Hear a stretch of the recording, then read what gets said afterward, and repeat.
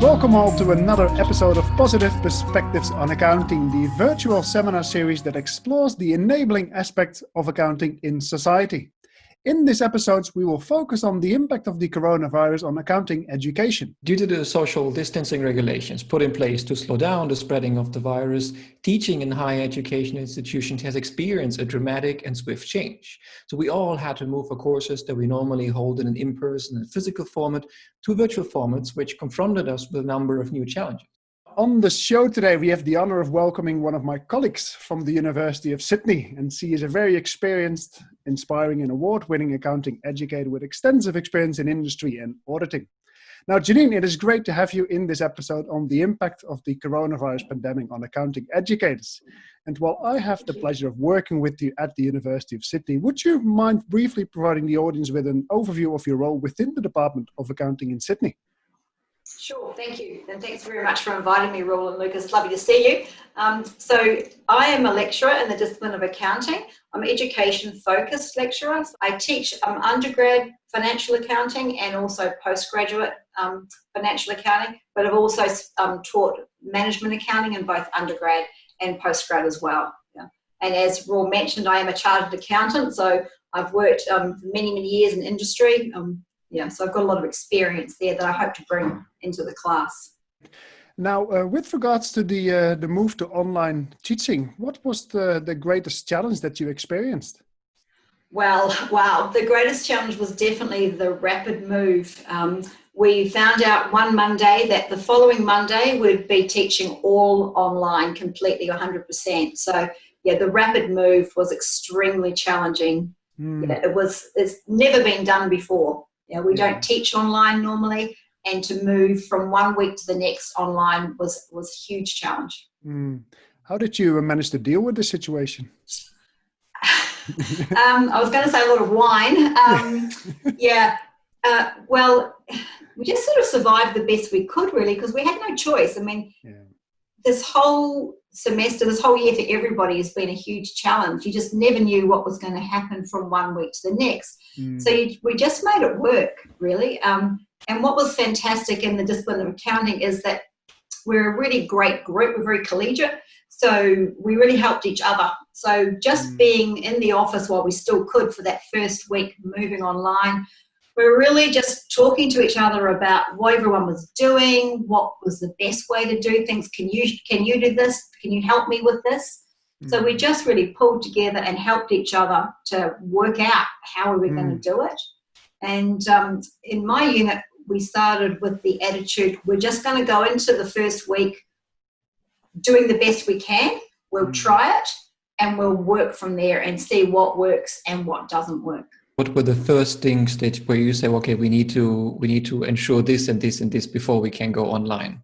Well, one was the use of the technology, because before we moved online, I joined Zoom calls. I'd been part of some training on Zoom, but I had never set up a Zoom meeting myself, and neither had most of my colleagues. So just using the technology and making sure the students could use the technology, that was the first thing we had to do. It was really about the technology more than the content initially. And how did you sort of work with the other members of the teaching team? Because at Sydney, I'm aware that we sort of always work with multiple teachers on the unit. Yeah. How did you sort of discuss the situation with them? Well, luckily, I've got an excellent team I've been working with for many years. So everybody really was prepared to come into the office and work out in that first week how are we going to do it by trial and error. So we just sat around a table and said, okay, we can do this, how do you do this, will this work, what do you think? So we just really brainstormed and thrashed it out. And I'm really grateful that everybody really came with me on it. I didn't get any pushback. Everyone recognised it needed to happen and really has done a lot more work than they would normally to make sure that it's been successful. You mentioned that it's not necessarily the content that you need to change first, it's more the technical side. But looking at the content, how did you adjust that to make it work in a virtual setting? That's a really good question, because what I first of all learned was you learned very quickly, you can't just do what you did in the class online and expect it to work. Yeah. And we started the first week by doing that because, as I said, it was next week. We had no time to do anything else. So we said, let's just try to replicate the tutorial workshop environment on Zoom.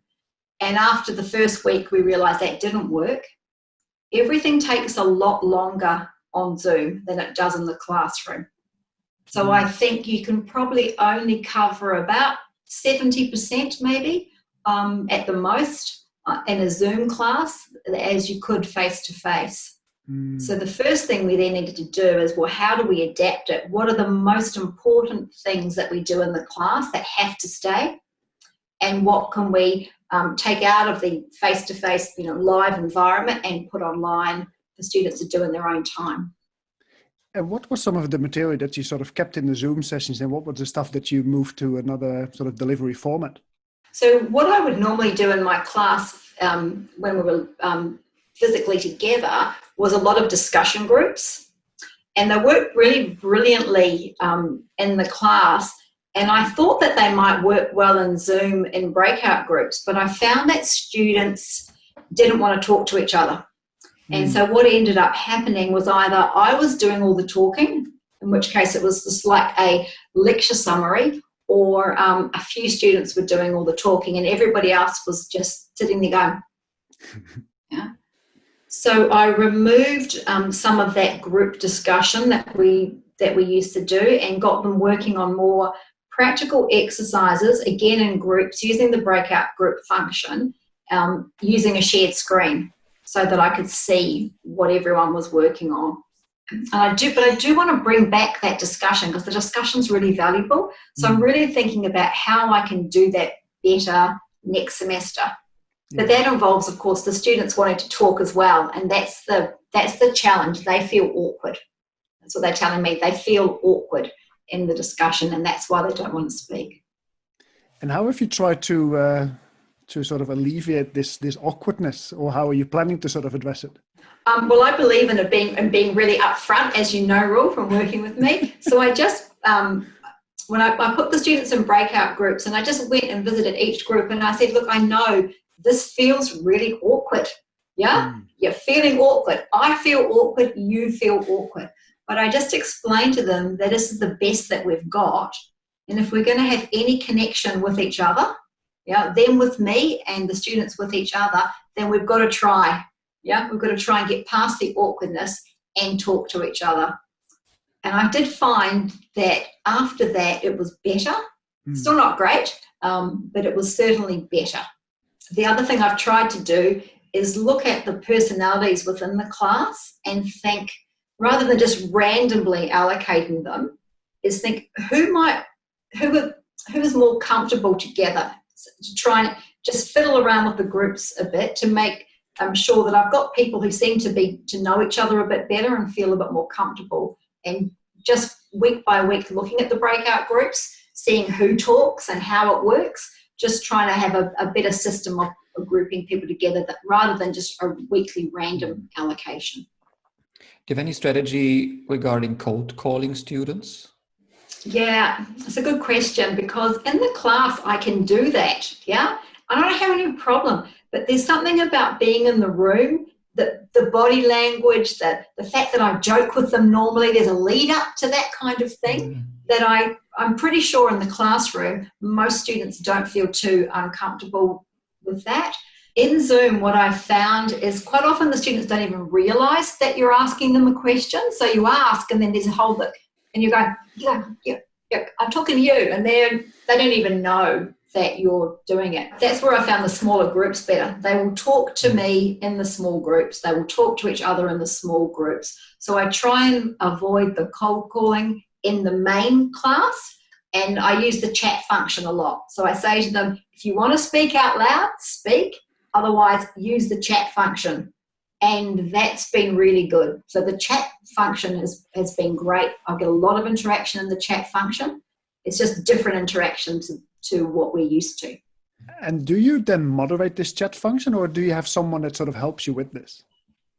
Yeah, well, this is a big issue as far as the group size. So I'm running these small workshops with a maximum of 22 students. So it's just me with the 22. If you had a bigger group, if you had 40 or 50, then you wouldn't be able to do both well. Yeah, because I'm either looking at you and talking to you, or I'm looking across at the chat function, which I've got on my other screen, and you can't do both well. So with small groups, it's fine. I can do that myself. And because most students aren't talking out loud, they're on the chat, I can look at the chat and I'll go, yeah, Roel, yeah, that's a good point, but how about you expand on that a bit more? Or Lukas, actually, yeah, you're halfway there. And that works quite well. Yeah. And when you put them in the little breakout groups, how many students would you normally have in those? In those groups, 4 people works the best. I don't put any more than 4. 3 to 4 is the most. Any more than that, because you need to fit nicely on the screen, be able to see each other. You can't have too many people working on a shared document. And Janine, how do you get in the teaching mode in a Zoom session? Because normally you're in a classroom, you prepare, you feel the energy, students coming in. It's like the minutes before a concert, right? When you go on stage. How Yes. do you do that in Zoom? In Zoom, I've tried standing up. So rather than sitting at my desk, I've tried standing up because I never sit down to teach. I'm always standing up. So I've tried that, just raising my laptop up a bit higher, and then it gets me more into my normal active mode of moving. So I've tried that. The other thing I do is, as the students are getting ready, because it takes a while to get 20 students up and get their cameras on and everything, I just start having a chat to the ones who are there in the same way I would in the classroom, so that we've just got that back and forward going. And I try to get some energy from that, because it's certainly much harder to get that energy with a Zoom class rather than a face-to-face class. If you're going to get any engagement at all, you need to see somebody's face, don't you? So if I can't see your faces, I don't want to have a conversation with you. I wouldn't have a conversation to your back. Like if you turned around, I wouldn't keep talking to you. So I've said to the students that if we're going to have any kind of relationship with each other, we need to actually see each other's faces and talk to each other. So for that reason, the rule in my class is video on. Yeah, and it only took one class to solve that. Some students didn't want to turn their video on, so I just flicked them back out into the waiting room and then brought them back in again and said the rule is video on. And after 1 week, we didn't have any problems again. But I'm going to explain the reason is because you need to see people to talk to them properly. Yeah, so it's really, really important, because I think also it's really easy if you have your camera off to get distracted with something else, because there's no accountability then, is it? I could turn my camera off here and go and make a cup of coffee. I could be on my phone, and then I'm not engaging with what's going on. I'm not learning. So at least having your camera on means you have to pay attention, and then if you're paying attention, you're going to get involved in the learning activities. Hopefully you're going to learn something. Setting some sort of etiquette for these Zoom meetings is very important, then, isn't it? Yeah. So we have to start the class with a slide which is Zoom etiquette.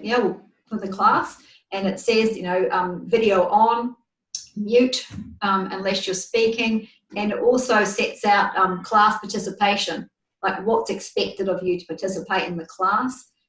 Just things like if you're not comfortable speaking out loud, write it in the chat box. Ask questions in the chat box, answer questions in the chat if you don't want to speak.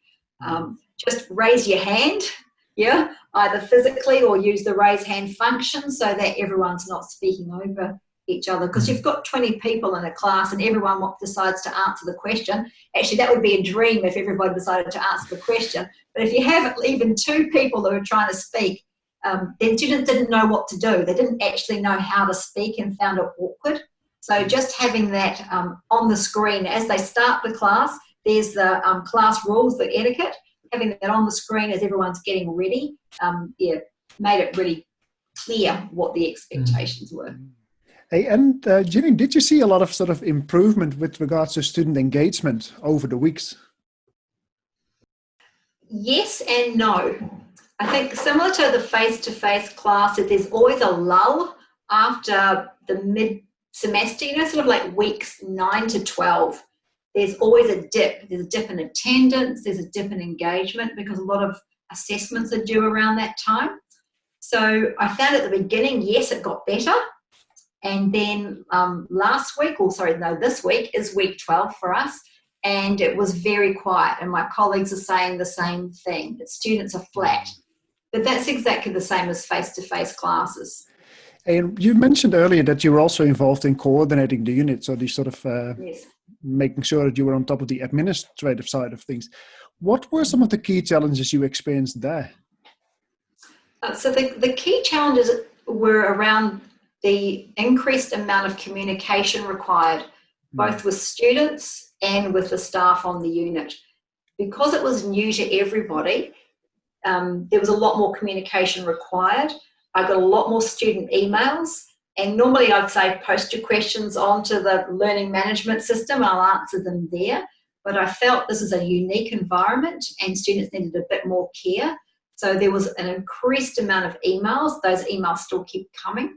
So just more guidance about what was happening, reassurance about that yes, they can do it. We've got this under control. It'll be okay. And also communication with the teaching staff. You say, this is what we've done. This is what we're going to do next week. This is what's coming up.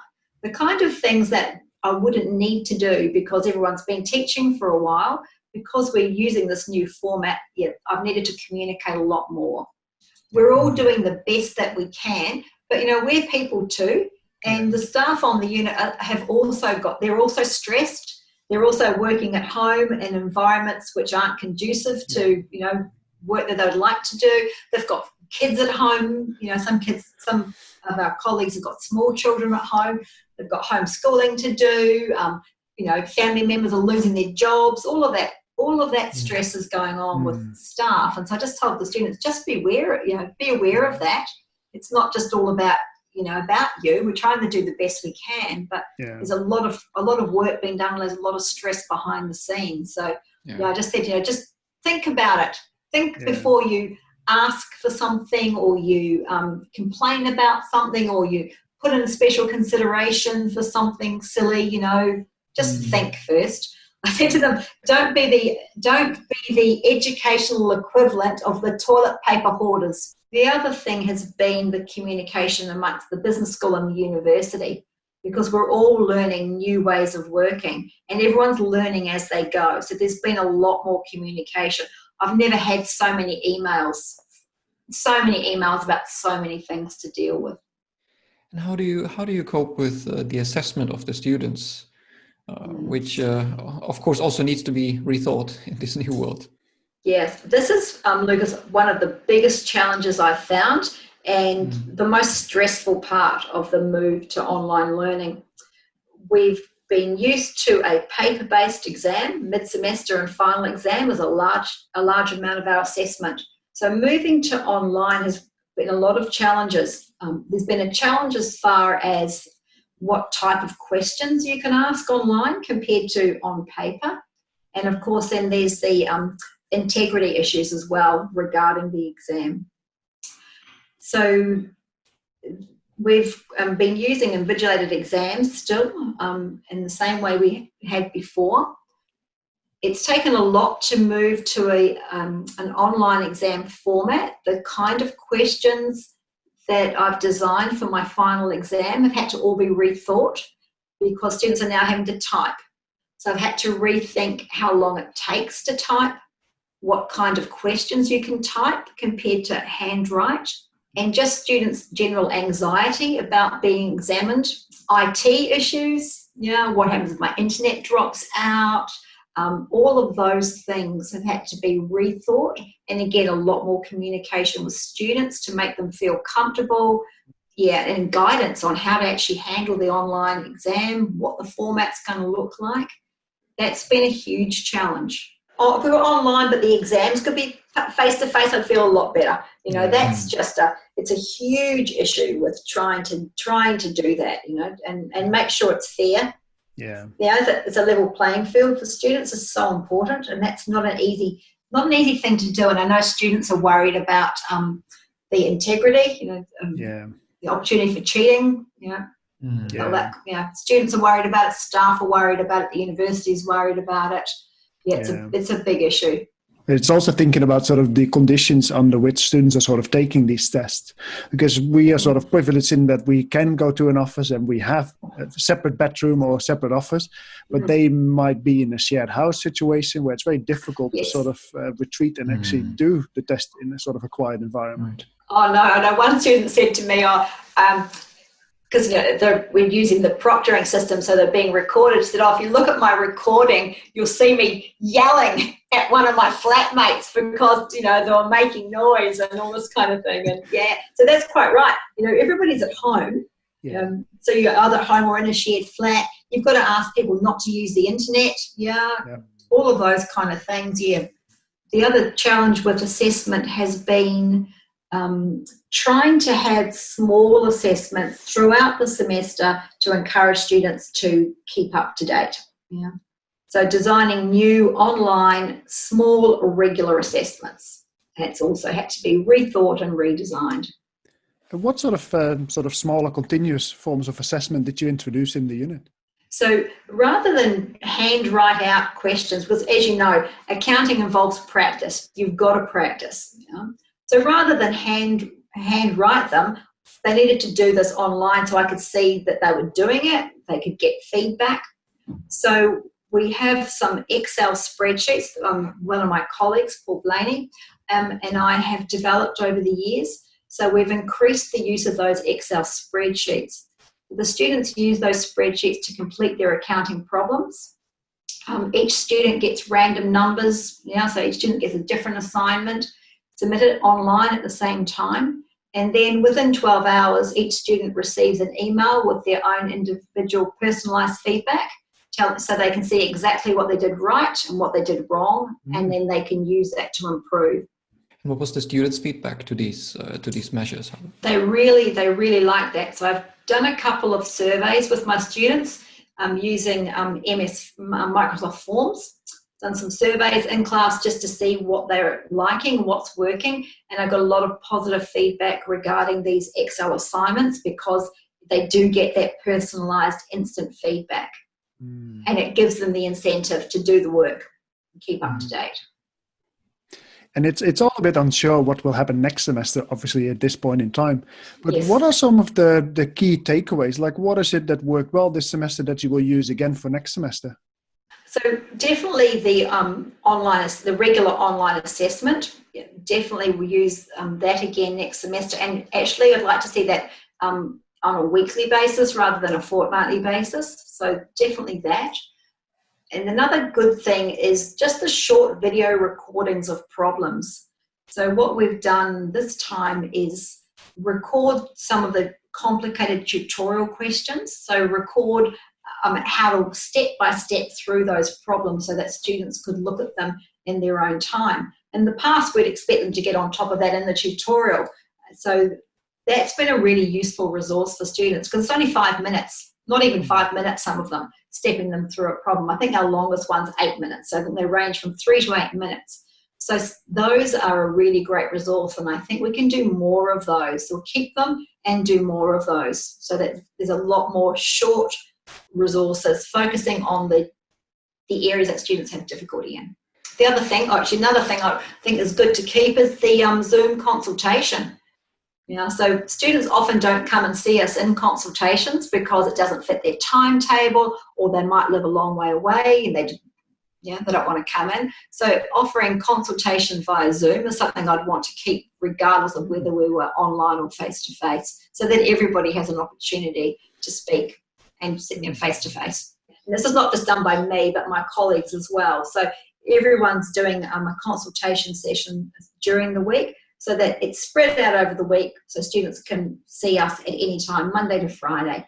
We haven't made them book in an appointment. I might look at that for next semester because some of the times have not been well utilised, and it's not great being stuck on your computer all day. It's enough of that. So I think booking times would be a better use of the academics' time So we talked about the teacher and coordinator perspective now, Janine, but what about the students? How do they cope with the situation? What kind of feedback or kind of sentiment do they have? And does it maybe also differ between different groups of students? So far the feedback we've got is overwhelmingly students prefer face-to-face, and they're really looking forward to getting back to face-to-face. So that's the overwhelming feeling, that they prefer face-to-face. But then we've had some students say, actually, I really enjoy the online. So students who work a lot, and didn't really come to class much anyway or come to campus are finding it better because the online resources are better. So rather than just miss out, there's actually a lot more resources for their learning, so they've found it better. But overwhelmingly, students prefer face-to-face. They say that the biggest issue is motivation, is to keep motivated to learn. There isn't those classes to attend where it's really obvious that you haven't done it. It's much easier to hide on Zoom. Much easier to hide that you haven't done the preparation than it is face-to-face. So that motivation has been an issue. And of course, it's been really unusual circumstances. Most people have been stuck at home with nothing else going on. And so when you've got a lot of time, it's difficult to get motivated anyway, isn't it? So students have said to me, I spend all day just trying to listen to a lecture recording. If it was face-to-face, I'd go to the lecture, that's done, and I move on. But they just keep getting distracted because there is so much time. There's definitely a difference, as you said, Lukas, between different groups. So I found the undergrad students have struggled more than the postgrad students. Postgrad students you would expect to be more independent, more self-motivated. They understand the university system. So I found that they have managed really well on the whole, whereas the undergrad students, and my students are first year, they're just getting used to being a university student and independent learning. It's only 6 months ago that they were at school. So for them, it's been much more difficult. And of course, when you first start university, you want to make connections with other students. You want to join clubs and societies. You want to make friends in class. And that's the feedback I've also been getting, is that they weren't on campus long enough to make friends. And how do you reflect on the sort of the working as a team in this type of online environment? Because you're quite a social individual, as I know. Yes, how have you experienced that situation? I've really struggled, Roel. I've really struggled. I really like to see people face to face. It's my thing. I went into the office yesterday for a meeting and I was so excited. There was people I haven't seen all semester. I was so excited to see them again. So for me personally, that's been a real struggle. I'd much rather see people face to face. But on the other hand, what's been great for the discipline of accounting is that we have been having a Zoom meeting every Friday at 4:00. And everybody gets together on Zoom, and there's people there that I hardly ever saw in the office. So I see more of them now on Zoom than I ever saw in the office. So that's been really good. And the same with the coordinators meeting we have on a Wednesday. So at 11 o'clock on a Wednesday, all the coordinators have a Zoom meeting as well to talk about their issues, to help each other out. So that's also been social and that's been nice. But I do really look forward to the day when we're all back in the office and I see people face to face and we can go for lunch, coffee, or go for a drink at the pub.